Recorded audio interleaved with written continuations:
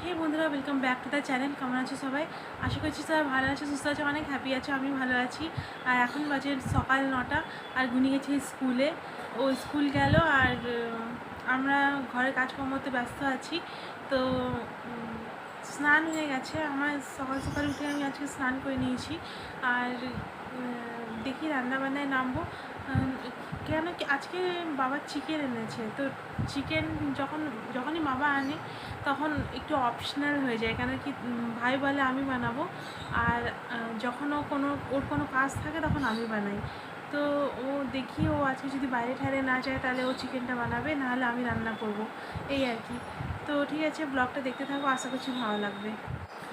তো কালকে বিকেলবেলার দিকে মিনি বলছিল কি, মা খিদে পেয়েছে, কিছু বানিয়ে দাও।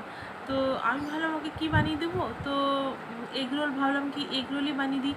আর ভাইকে জিজ্ঞেস করলাম কি তুই এগরোল খাবি, তো ও বললো কি হ্যাঁ আমিও খাবো। তো যখন ওদের জন্য বানাচ্ছিলাম তো সবার জন্যই বানিয়ে দিলাম এগরোল। সব বাবাও খেলো, তো মোটামুটি ঠিকই লাগলো, খাওয়ার মতন ছিল। তো আমি খুব একটা ভালো না পারলেও খাওয়ার মতন বানিয়ে নিই। তো কিন্তু না, ঘরের মধ্যে গাজর ছিল না, আর শসা ছিল না। তো পেঁয়াজ, ধনেপাতা আর টমেটো সস দিয়ে, ডিম দিয়ে, ময়দা দিয়ে বানিয়ে দিয়েছিলাম এগরোলটা। তো খেতে ঠিকই ছিল। তো এই আর কি। আর দেখি গুনিকে কালকে ছুটি দিয়ে দিয়েছিলাম, সানডে ছিল তো কালকে।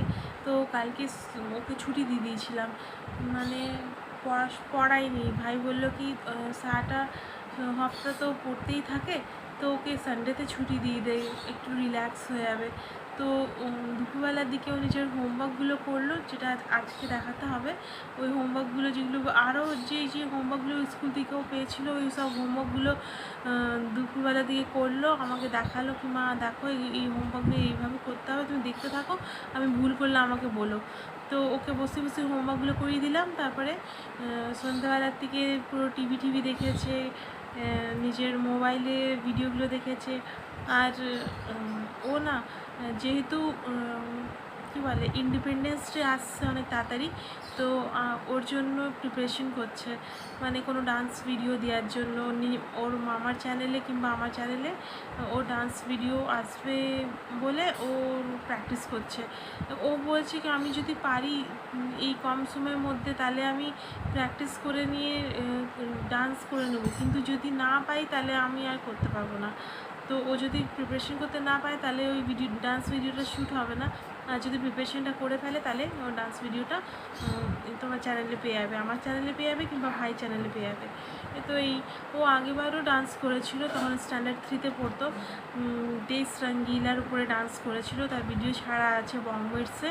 তো ও ওতে ভালোভাবে ইউটিউব থেকে দেখে শিখে খুব সুন্দর করে ডান্স করেছিল।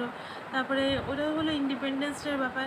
তারপরে অন্য সময় ডান্স করলো মনোমোর মেঘের সঙ্গীতে, নিজের থেকে শিখেছে, ওকে কেউ স্টেপ শেখায়নি, কেউ দেখায়নি, ও খালি ইউটিউব থেকে ফলো করে মানে মনোমোর মেঘের সঙ্গীত ডান্সটা টিউটোরিয়াল দেখে নিয়ে শিখেছিল, আর ও ওইভাবে ডান্সও করলো।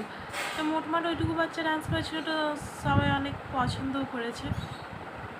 দিয়ে জন্মাষ্টমীর সময় ওই সোজা কানহা সারা ওই গানটাতেও ডান্স করেছে।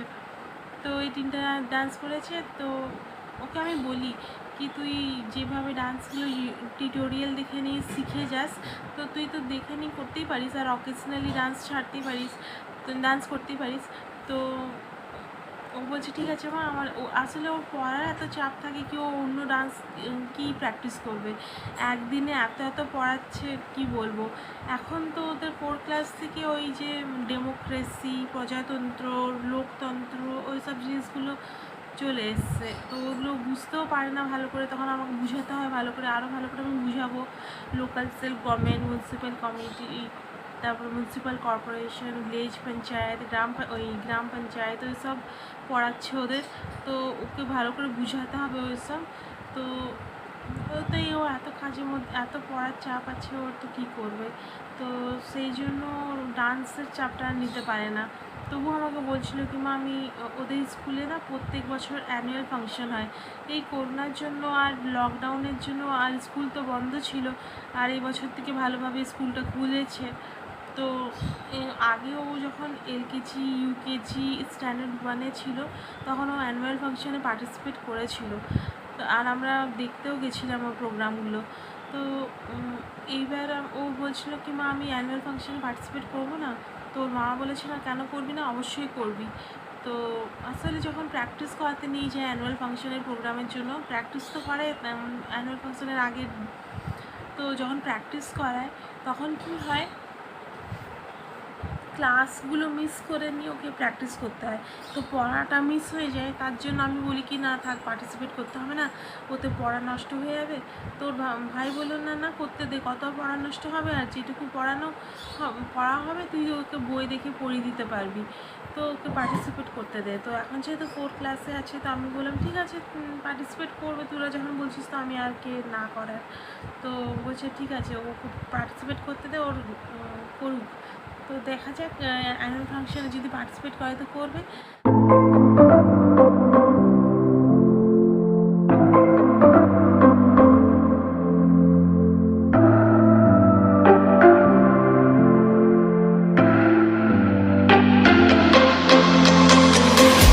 Come follow me to a secret place where only the moon can see.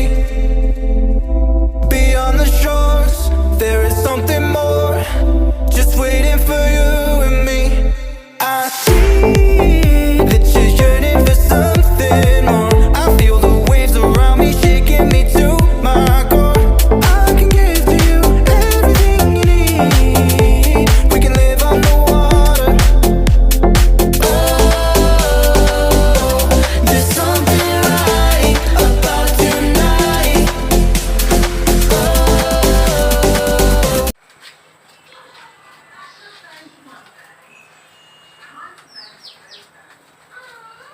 এই হয়ে গেল আমার এগ রোল। অনেক সিম্পলভাবে বানাই, কিন্তু না আমি ভাবছিলাম একটুখানি গাজর দিতে পারতাম, একটুখানি ক্যাপসিকাম দিতে পারতাম, আর একটুখানি আমি বাঁধাকপি দিতে পারতাম, আর মোস্ট ইম্পর্টেন্টলি আমি ওই কি বলে শসা দিতে পারতাম, কিন্তু এগুলো সব ঘরের মধ্যে নেই, কি করা যাবে, সেই জন্য আমি সিম্পলভাবেই বানিয়ে দিলাম। দেখি খেতে কিরকম লাগে। I come alive inside your eyes.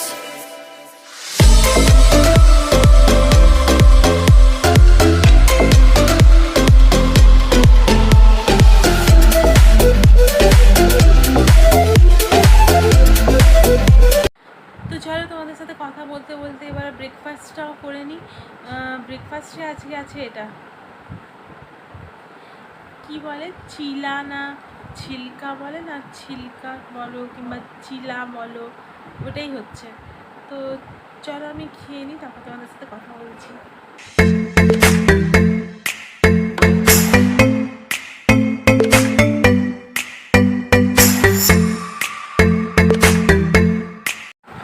তো ফাইনালি ভাই বললো কি ও চিকেনটা বানাবে, আর ও বানাতে শুরু করেও দিয়েছে। অনেক রকমের ভালো করে মশলাগুলোকে মিক্সিতে পিসেছে, আর ও বানাচ্ছে নিজের মতন করে। দেখি কীরকম বানায়, ও তো যখনই বানায় খুব টেস্টি লাগে খেতে চিকেনটা।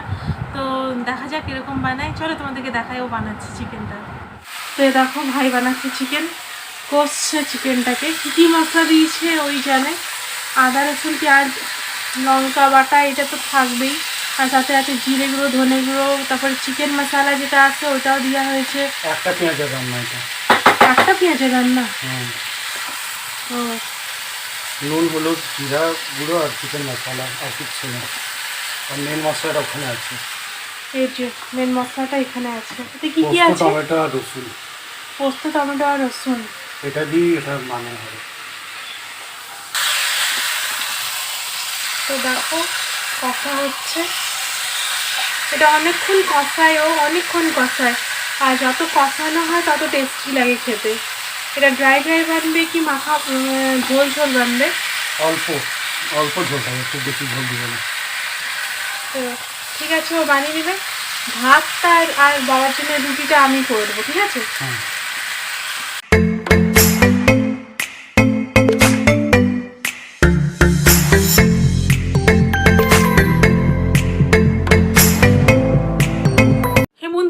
বাজে দুপুর 1:30, আর রান্না বান্না সব কমপ্লিট হয়ে গেছে। ভাই তো চিকেন বানিয়ে দিয়ে ও একটু বাইরে গেছে, আর আমাকে বললো কি ফ্রাইড রাইস বানিয়ে দিস, তো আমি ফ্রাইড রাইস বানিয়ে দিয়েছি আর রুটি বানিয়েছি, বাবা রুটি খাবে।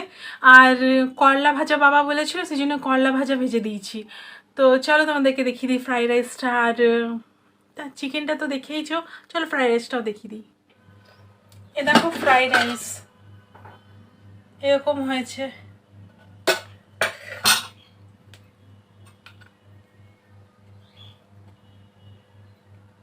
এতে ফুলকপি, বিনস এসবই আছে,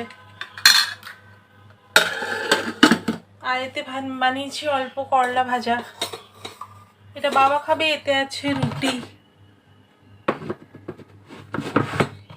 ঠিক আছে, এই দিয়ে আমাদের লাঞ্চ হয়ে যাবে। আর দেখো এটা চিকেন। ঠিক আছে,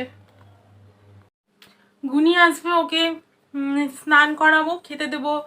আগে তো ও হাত পা মুখ ধুবে, তারপরে ড্রেস চেঞ্জ করবে, তারপরে কিছুক্ষণ বসবে, তারপরে ওকে স্নান করে দেবো।